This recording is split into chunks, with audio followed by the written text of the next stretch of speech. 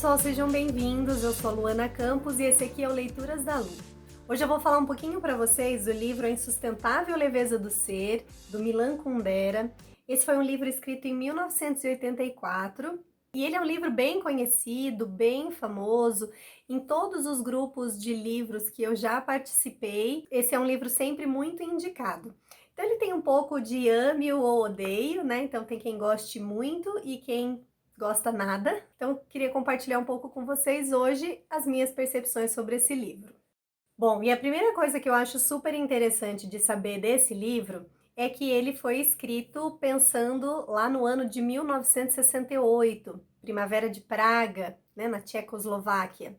E o Milan Kundera, o autor do livro, ele foi um dos intelectuais que apoiou essa revolução e por isso ele viveu exilado também, né? Ele precisou sair do país. Então foi quando ele estava na França, no exílio, que ele escreveu esse livro aqui, então relatando coisas desse período. Para mim é o ponto alto desse livro, muito mais do que os romances que estão aqui descritos, essa parte histórica que ele traz. Essa parte de toda a revolução e dos pormenores, né, que a gente vai conhecendo um pouco mais sob o ponto de vista de quem viveu isso, né, ou viveu pelo menos parte desse tempo antes de ter sido exilado. E outra coisa interessante desse livro é que ele ficou famoso muito cedo, né, desde o seu lançamento.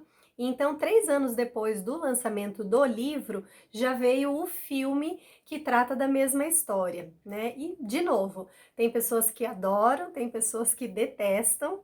O filme, especificamente, eu não vi, eu só li o livro e eu sou do tipo que, assim, gosta mais ou menos. Não é aquela obra que eu amo, que eu adoro, mas ela tem algumas coisas, umas nuances que eu gosto bastante, que eu acho que vale bastante a pena ler. Bom, essa é uma obra um tanto complexa, porque ela traz a ideia do eterno retorno do Nietzsche.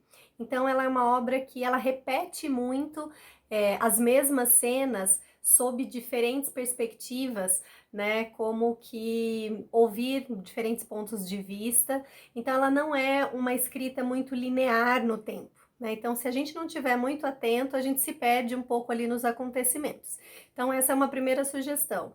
Sejam focados, atentos, não é aquela leitura que você fala, deixa eu ler aqui um pouquinho, sem muita pretensão, não. Precisa de um pouco mais de foco, um pouco mais de cuidado, porque tem essa coisa do ir e voltar nos acontecimentos sob diferentes formas de ver essa situação. Esse é um livro, então, que vai narrar a história de 4 personagens principais, sendo 2 casais, né? Então, você tem de um lado o Tomás, um médico, e a Teresa, que é uma pessoa, assim, extremamente apaixonada pelo Tomás e que vai levando esse relacionamento aí com uma dureza, com um peso muito grande. E você tem também a Sabina, que é uma artista plástica bem sucedida. Ela, eu acredito que é a personagem mais interessante de todos os 4 principais. E tem o Frank também, que é um cara casado, mas que se apaixona pela Sabina e tem um relacionamento com ela. Então, vai girar muito em torno desses 4 personagens, tudo o que vai acontecer nesse livro. Acho interessante também contar que o encontro de Tomás e Teresa, ele se dá por 6 acasos, né? Então achei interessante ele trazer dessa forma, né? Que eles se encontram ou que eles se relacionam por diferentes 6 acasos. E a Teresa, ela é uma pessoa extremamente dependente do Tomás, né? Ao ponto de que eles têm um relacionamento, vamos dizer assim, semi-aberto mais pro lado do Tomás mesmo, né? Ele que acaba tendo outros relacionamentos enquanto está com a Teresa. E ela chega ao ponto, gente, de se oferecer para dar banho, né, nas suas outras mulheres, né? Então, assim, é um relacionamento super pesado. E aí já vem um pouco do livro, né, do próprio título do livro, que ele fala da leveza. Então ele vai fazendo o tempo todo um paralelo sobre o que é ser leve e o que é ser pesado, ser denso, né? Carregar um relacionamento que pode te trazer leveza, possibilidades, né? Aprendizados e por outro lado aquela coisa pesada, difícil, intensa, dura, né? Então para mim a Teresa representa muito isso. E já a Sabina, para mim, representa muito mais essa leveza, né? Ela é muito mais descompromissada, ela tem muitos outros relacionamentos que vão aparecer aqui na trama do livro, e justamente quando o Frank se propõe a ir morar com ela, ela parte, ela vai embora. Ela não quer esse peso do relacionamento.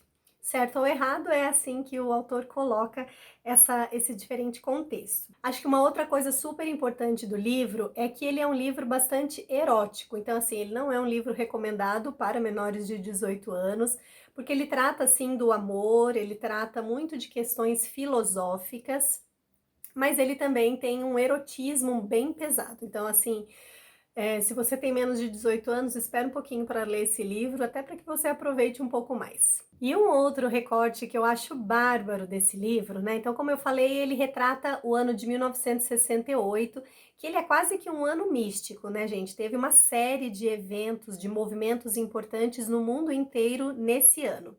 Mas a Primavera de Praga, então, ela retrata a dominação russa, né, na antiga Tchecoslováquia.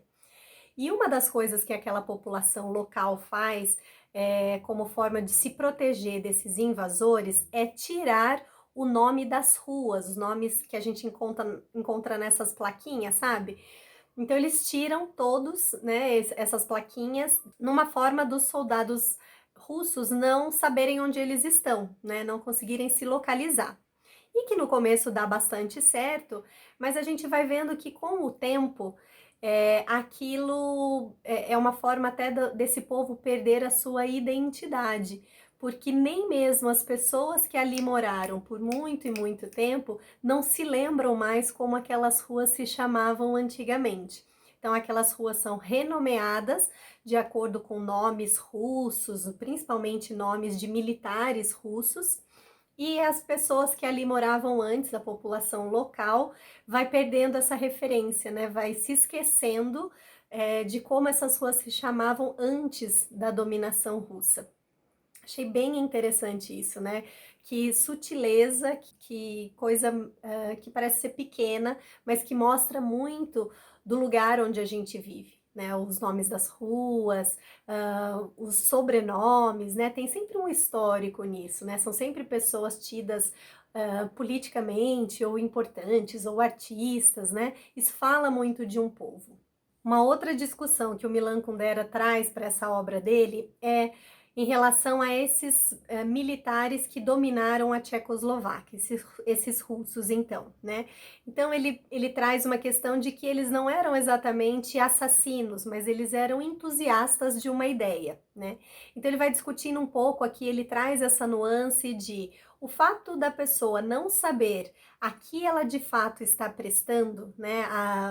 Quais são as consequências de tudo aquilo que ela está fazendo, inocenta as pessoas do que elas fizeram. Então, assim, esse é um livro, que a gente chama de romance filosófico, né? Que tem muitas ideias da filosofia aqui, do que é certo e errado, do que é o correto, o que é incorreto, né? Traz uma série de reflexões, mas você tem também esses casos aí, esses romances que vão acontecendo ao longo da obra, né? Que tem todo um desdobramento à medida que os acontecimentos históricos ali também vão se dando. E a outra reflexão bem profunda, então, que eu acho que o Milan Kundera traz com essa obra é essa questão do que é leveza e o que é peso, né? Então, o que é um relacionamento que pode ser mais leve, mais frutífero, mais tranquilo, e de um outro lado um relacionamento que pode ser mais pesado, mais denso, mais intenso. Quando estão bem, estão muito apaixonados, quando estão mal, estão assim completamente devastados, né? Então, é muito legal ver essa discussão, porque todos nós, como seres humanos, vivemos isso em alguma medida. Seja talvez um pouco mais de leveza, ou seja um pouco mais de densidade ou de profundidade. Então, eu acho que é um livro super interessante de se ler. Como eu disse, ele é muito comentado. Em vários grupos a gente vê a indicação dele, né? Ele tem uma série de nuances que a gente pode enxergar esse livro e pode lê-lo sob diferentes perspectivas, e que eu acho que vale a pena conhecer também, e para que você possa ter a sua própria opinião. E para você que já leu esse livro, o que te marcou nessa obra, né? O que te chamou a atenção? Qual é o recorte que você faz desse livro que faz dele uma obra que você indicaria para outras pessoas lerem? E se você gosta de bons livros, inscreva-se no canal, ative as notificações, assim você sempre vai ficar sabendo quando eu postar um vídeo novo aqui. A gente se vê num próximo livro. Tchau, tchau!